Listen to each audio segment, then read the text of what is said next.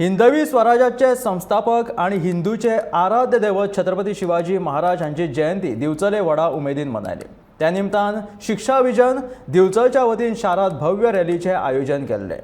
ढोल ताशांचो निनाद आणि जय भवानी जय शिवाजी छत्रपती शिवाजी महाराज की जय असो जय जयकार करीत शारात भव्य अशी रॅली काढली। या रॅलीत दिवचलचे आमदार डॉ चंद्रकांत शेटये वाटेकार जाल्ले।